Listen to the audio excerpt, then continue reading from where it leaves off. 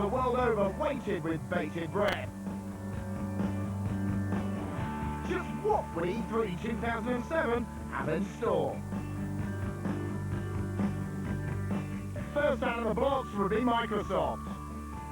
What could we expect Big Bill's voice to reveal at the world's greatest video game event? A 360 prize cut? Halo 3 to steal the show? Gears of War 2 even? Next up, Nintendo. Could they ever top last year's dazzling E3 shenanigans? Would that plumber be on the floor? Rumours abounded of an appearance by a certain Steven Spielberg. Others prayed for a Mario Kart Wii revival. And last to reveal their secrets would be Sony. Surely things would go better this year with Heavenly Sword, Killzone 2, and we could but hope Metal Gear Solid 4. Who would come out top of E3 2007? Today we find out as we bring you all the biggest news from E3 07. But first, we need a little weep.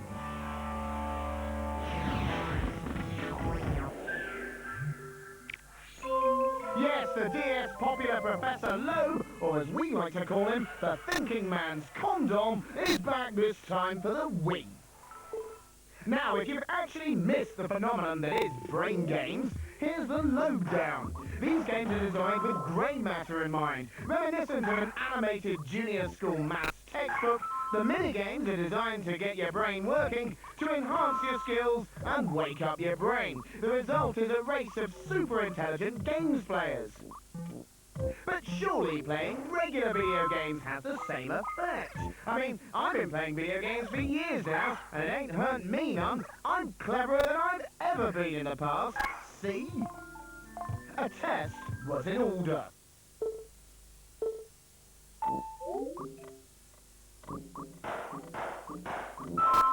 Good.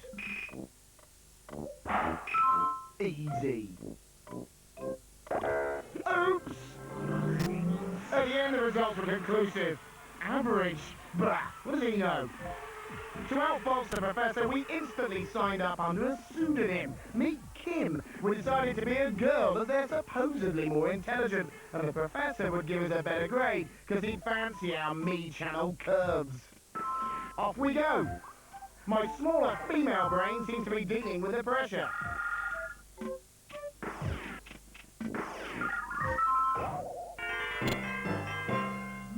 And yes, proof that even virtual ladies beat us males in the brain department.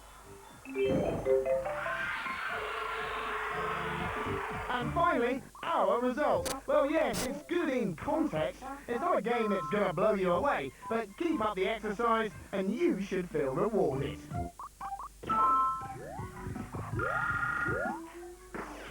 Also, you can pit yourself against other people's online avatars, as well as race against your friends in two-player brain duel. Genius! So, we give Big Brain Academy on the Wii a worthy 1 + 1 + 2.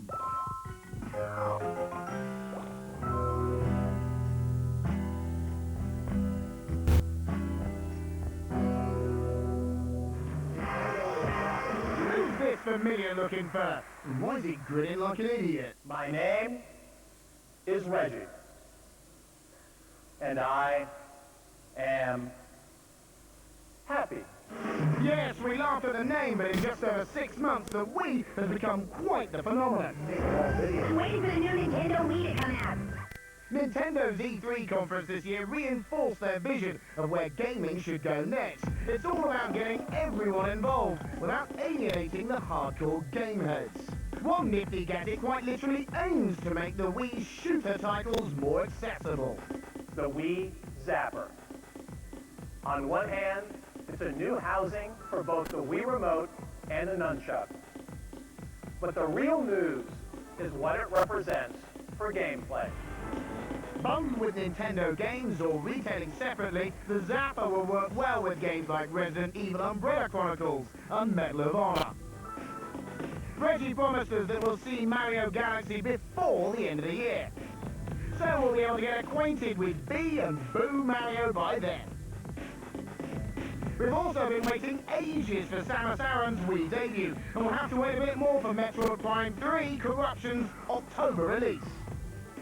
Samus must use her hyper mode carefully here, otherwise she'll become corrupted and turn into Dark Samus.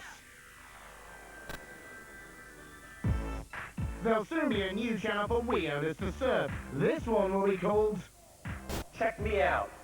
You can enter Miis you've created and have them voted on by fellow creators.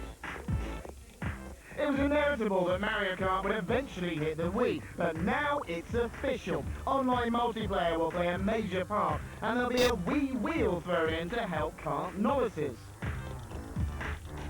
この Wii Fit なんですね。The one game that I wanted to introduce to all of you at E3 this year was not Super Mario Galaxy, not Zelda for the Nintendo DS, and not Mario Kart. It's this game, Wii Fit.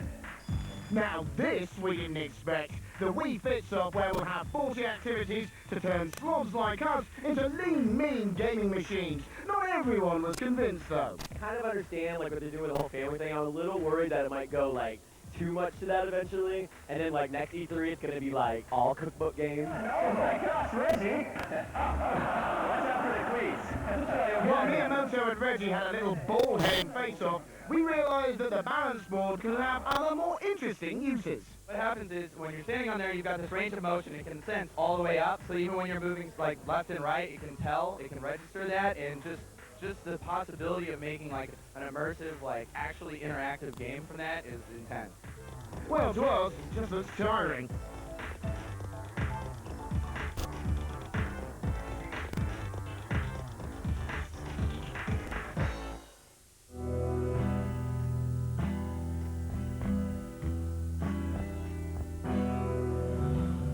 The Microsoft conference started with Rock Band. Microsoft's Peter Moore was rocking his socks off until he paused the game by mistake. The big blow! It's just as well they were showcasing other games like Party Animals, starring the characters from Viva Pinata. Nice. And Mass Effect was shown in full effect, with a release announced for November.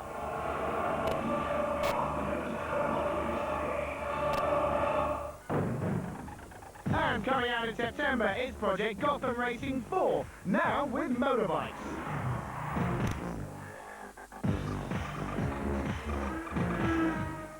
Cliffy B made an announcement sporting a new hairstyle.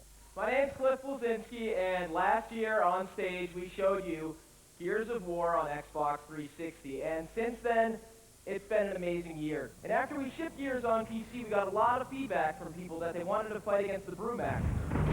The game will also support Windows Live, giving you co-op mode, new multiplayer arenas, and 5 new single-player sections. Still, it's not Gears 2. One sequel that raised eyebrows was Resident Evil 5. This part trailer was shown. The full version will run first on Marketplace on July 26th, but the game won't be seen until next year.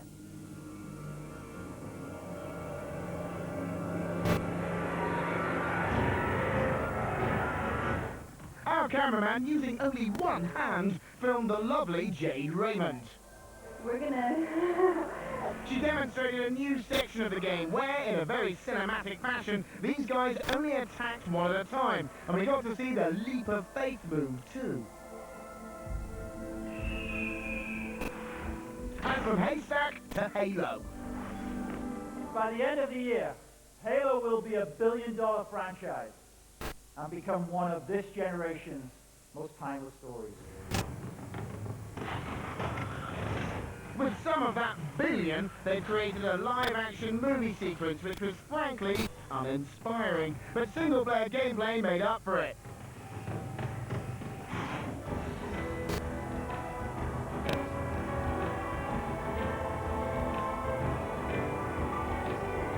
And some new Halo hardware was announced. Well, a Camo Green 360. The Halo 3 Special Edition console launches worldwide in September. The worst announcement ever in E3 was for a peripheral for a new game called Seen It. This game will also come with a new controller that we're announcing tonight. And here it is. It's the first controller that we designed for everyone. But had everyone liked what they'd seen at the conference? It wasn't everything I expected it to be. I thought we'd get some pricing information on hardware. I thought something would move on hardware. The showing was great. It showed a lot of positive things for their platform, but there wasn't really anything that blew me away. What, you mean you weren't impressed with the fiddling skills of the Halo fans band? Shocking! So, which greedy multinational corporation does that leave? Only kidding. Sony at E3 after the break.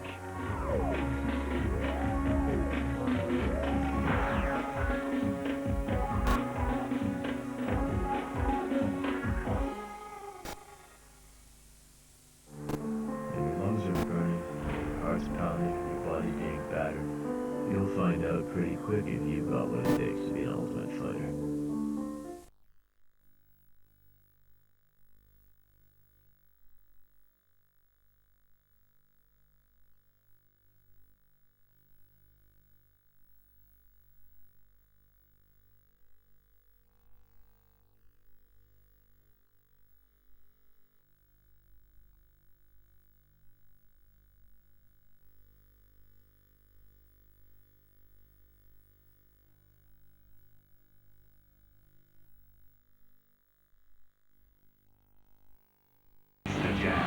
Saturday at 4, exclusive from Bravo 2.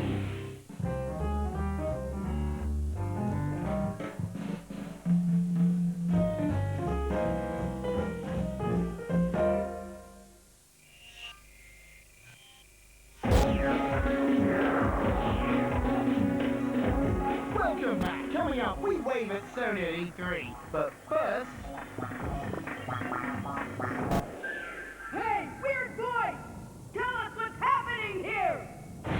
You, my friends, appear to be heroes in a Japanese-style role-playing game. The weird thing is, this one's for the Xbox 360. You see, some things like kimonos and panty vending machines are purely Japanese. The same can be said of Square Enix's legendary RPG series, Final Fantasy. Although these games have become huge all over the world, they're still produced with a distinct style that could only have originated in Japan.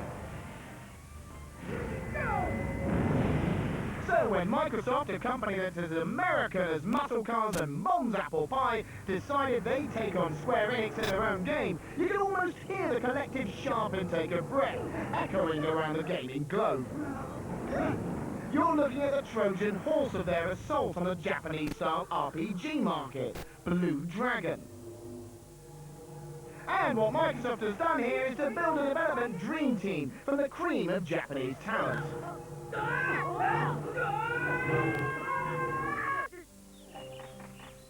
For a start, they've got Hironobu Sakaguchi to produce the game. He's well renowned for being the creator of the Final Fantasy series. Enough said.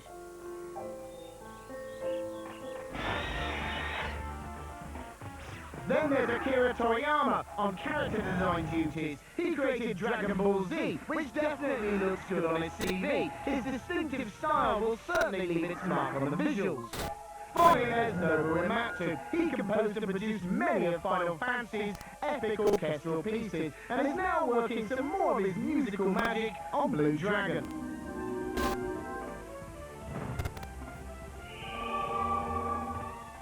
If this lot can't come up with an RPG that appeals to the fickle Japanese market, then Microsoft might as well resign itself to the fact that it's never going to happen.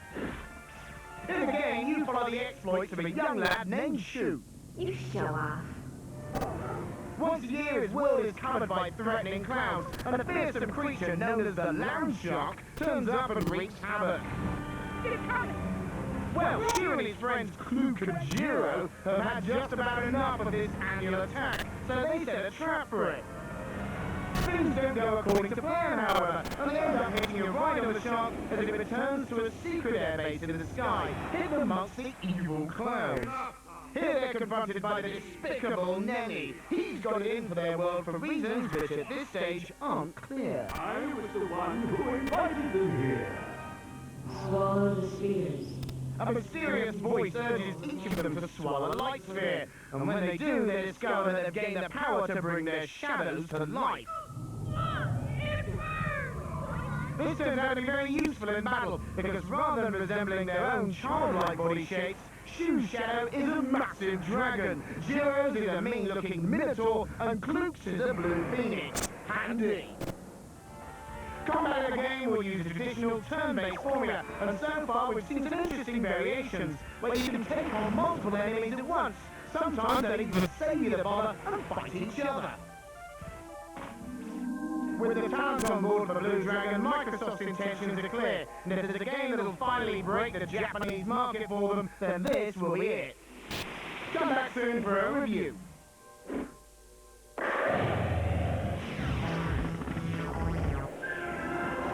The Wii's not seen much Mario so far, and everyone's waiting for his big arrival in Super Mario Galaxy. In the meantime, while he's resting in development, he's decided to throw a party. Yes, the Portly Plumber and friends continue their party on the Wii with Mario Party 8. Now, if you've been following the series, you'll know that Mario Party is basically a board game interspersed with mini-games, and the Wii version hasn't changed much. This time around, you have a few new board game types, including Spooky Boo's Castle, Goomba's Booty Boardwalk, Shy Guy's Perplex Express, and our favourite, DK's Treetop Temple. Now this is a party game, ergo, you must have friends to play with. But don't worry, you Billy No-Mates out there, you can select up to 3 computer-controlled characters to play against. It's not as fun, but let's face it, you're used to virtual friends, aren't you?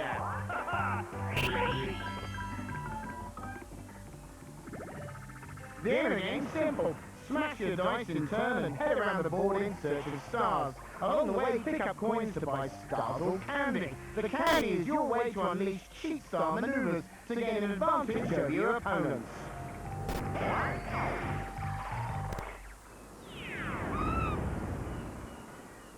After every round, you're forced into a minigame. Basically, this is the fun bit.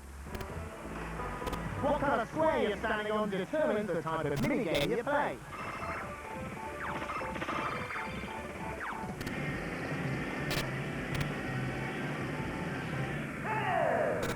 Another addition to the Wii version is the Extra Zone. Here you can choose a character or a mini avatar to play some additional standalone games. Bowling, raising the flag, and a pod racer rip-off are all selectable. What else to say? Well, what did we think? It's alright, another great game for mates returning from the pub or the Sunday family gathering, but not much fun on your own.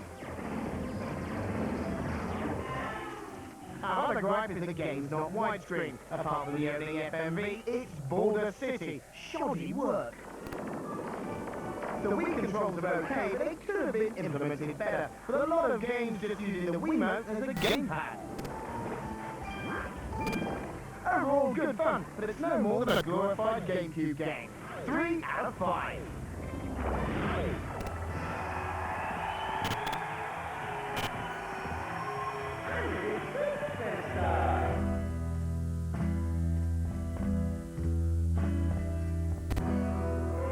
Look, it's Chewbacca at the Sony press conference, representing a futuristic trilogy. It's no longer the unstoppable brand it once was. Apparently, it's got something to do with Star Wars too. He was there to promote the white Star Wars PSP that includes a copy of Battlefront Renegade, but there were other PSP announcements too. What I'm holding in my hand is the latest version of PSP, which will become available worldwide this year in September. It's actually 33% lighter than the current PSP, and it's also 19% slimmer.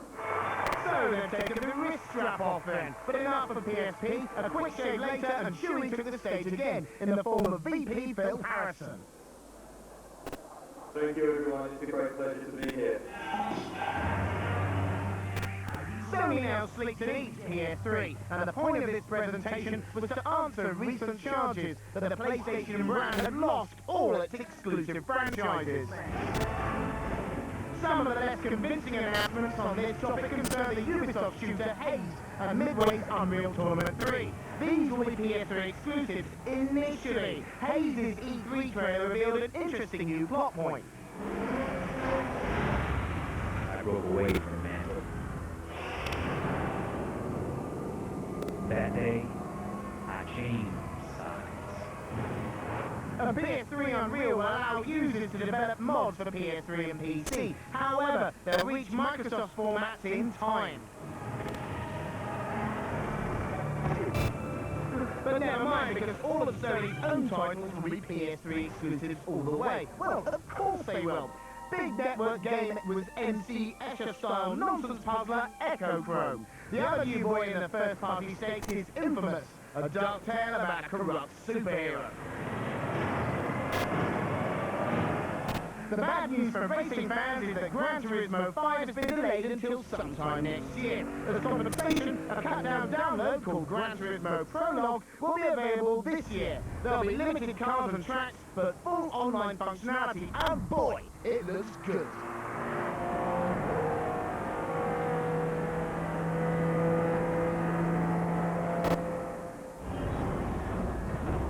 Then, of course, there's Killzone 2, in an obvious attempt to make amends for the pre-rendered scenes shown at E3 2005. The game's producers have recreated the action using the actual engine.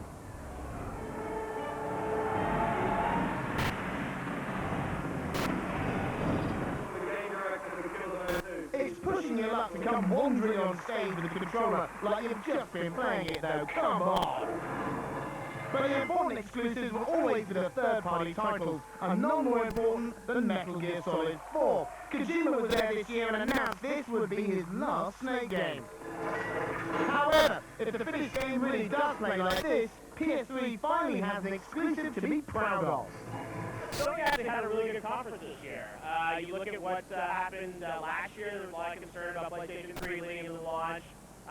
This year I thought Killzone, matched the video they showed 2 years ago. That was stunning. So out of the 3 press conferences, Sony needed to do the best job, and I think they did do the best job.